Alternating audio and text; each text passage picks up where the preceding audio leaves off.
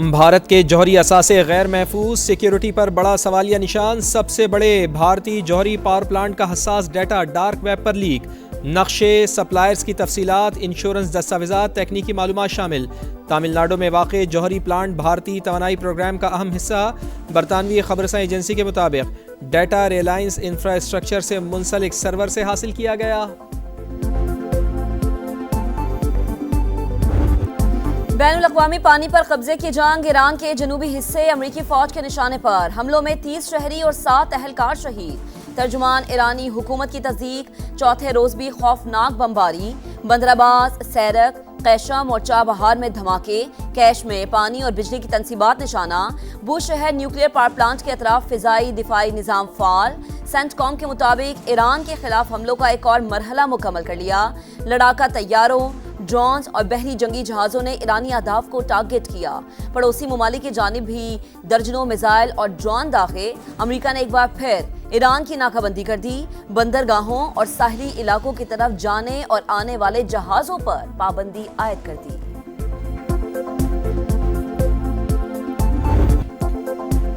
ایران کا آپریشن نصر 2 6 مرحلوں میں جوابی وار۔ اردن کے ازرق ایئر بیس پر حملے۔ سرکاری ٹی وی نے ویڈیو جاری کر دی۔ بحرین میں امریکی 5th فلیٹ کے کمانڈ، ایندھن اور ساز و سامان کی تنصیبات تباہ کرنے کا دعویٰ۔ کویت میں امریکی فوجی لاجسٹک اور سپورٹ سینٹر کو ہدف بنایا۔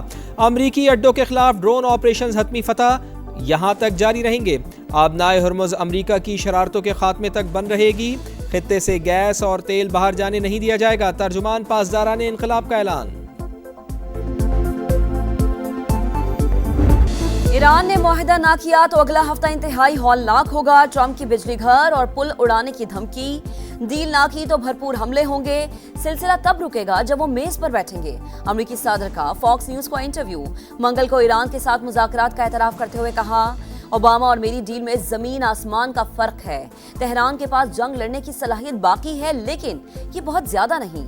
مذاکرات کا واحد مؤثر راستہ فوجی دباؤ۔ ہم ایک پہاڑی مقام کی نگرانی کر رہے ہیں۔ ایران نے کوئی قدم اٹھایا تو فوری جواب دیں گے۔ ٹرمپ نے خلیجی ممالک کے لیے آبنائے ہرمز پر 20% فیس کی شرط واپس لے لی۔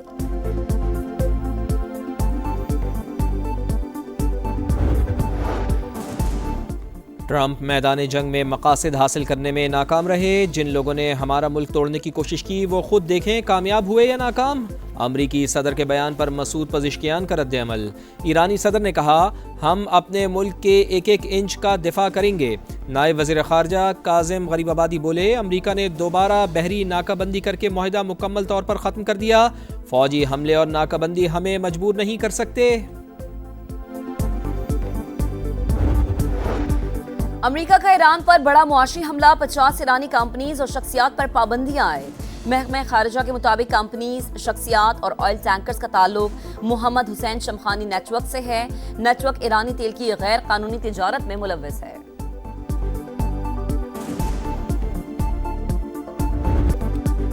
ایران امریکہ کشیدگی کے معیشت پر منفی اثرات۔ خام تیل کی قیمتوں میں مزید اضافہ۔ امریکی خام تیل کی قیمت $79.6 فی بیرل ہو گئی۔ برینڈ کروڈ آئل بھی $85.60 پر ٹریڈ۔ قومی سلامتی کے اداروں کے خلاف متنازع بیان۔ ایڈیشنل سیشن جج گجرانوالہ نے مولانا فضل الرحمان کو 28 جولائی کو طلب کر لیا۔ لاہور کی سیشن عدالت میں بھی سربراہ JUI کے خلاف اندراجی مقدمے کی درخواست۔ عدالت نے ڈائریکٹر NCCIE سے جواب طلب کر لیا۔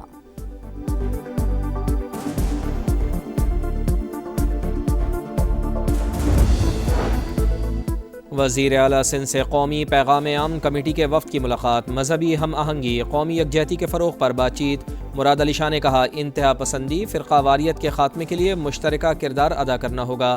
سندھ حکومت بین المذاہب ہم آہنگی کے لیے مکمل تعاون جاری رکھے گی۔ شرجیل انعام میمن بولے، آج ممبر اور مسجد سے اتحاد اور یگانگت کا پیغام جانا چاہیے۔ پاک فوج کی قربانیوں کو سیاست کی نظر نہ کیا جائے۔ سیاستدانوں کو قومی سلامتی کے اداروں پر سیاست کا کوئی حق نہیں۔ فتنہ الہندوستان اور فتنہ الخارج کی پشت پناہی کرنے والوں کا خاتمہ ضروری۔ اپنی فوج کے ساتھ کھڑے ہیں۔ علماء کرام کا 2 ٹوک اعلان۔ علامہ طاہر اشرفی نے کہا کہ پیسوں سے بیٹے نہیں تولے جاتے۔ وطن عزیز کی سلامتی اور استحکام پر کوئی سمجھوتا نہیں ہوگا۔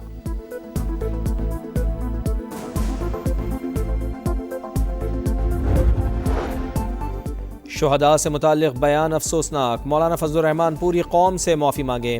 اسپیکر پنجاب اسمبلی ملک محمد احمد خان کا مطالبہ، کہا حالیہ بیان میں بغض جھلک رہا ہے، یہ کیسے ممکن ہے کہ آپ شہداء کی تذلیل کریں؟ شہداء کی بے حرمتی کسی صورت بھی قابل قبول نہیں، سیاسی جد و جہد کو کسی طور تشدد سے نہیں جوڑا جا سکتا، سوچنا چاہیے۔ اس وقت پوری دنیا کا امن داؤ پر لگا ہے، دہشت گردی کے خاتمے پر پوری قوم کا اتفاق۔ دہشت گردوں کو نشان عبرت بنانے کے لیے بلوچستان میں آپریشن شبان، مزید 3 خوارج انجام کو پہنچ گئے، تعداد 88 ہو گئی۔ ہلاک دہشت گردوں سے بڑی تعداد میں اسلحہ، گولہ بارود، راکٹ لانچر، موبائل فونز اور دیگر سامان برآمد۔ سیکیورٹی ذرائع کے مطابق 5 جولائی سے اب تک 126 دہشت گرد انجام کو پہنچ چکے، مکمل خاتمے تک آپریشن شبان جاری رکھنے کا عزم۔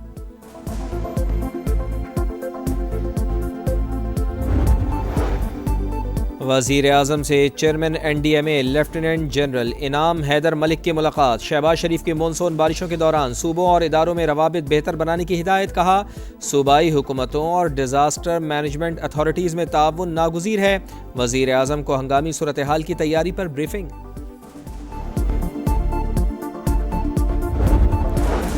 اٹک میں کامرا کے قریب تیز رفتار ڈمپر کی ٹکر سے موٹر وے پولیس آفیسر جاں بحق، ڈرائیور فرار، شناخت ہو گئی۔ گرفتاری کے لیے چھاپے۔ وفاقی وزیر مواصلات عبدالعلیم خان کا گہرے دکھ کا اظہار، کہا شہید سب انسپکٹر نے فرض کی راہ میں جان کا نذرانہ پیش کیا، اہل خانہ سے مکمل تعاون کی ہدایت، حادثے کی تحقیقات کا حکم۔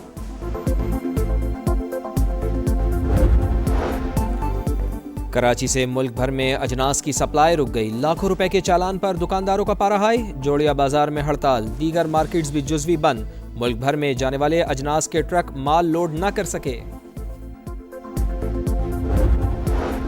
کراچی میں ڈکیتی کے دوران شہری ڈاکٹر آکاش کا قتل، 3 ملزم گرفتار، پولیس نے تکنیکی مہارت سے ملزمان کو ٹریس کیا، تفتیش کے دوران 100 سے زائد فوٹیجز جمع کی، واردات میں 2 موٹر سائیکلیں، 1 کار استعمال کی گئی۔ D I G south Asad Raza کی پریس کانفرنس، کہا تینوں گرفتار ملزمان پہلے بھی جرائم میں ملوث رہے ہیں۔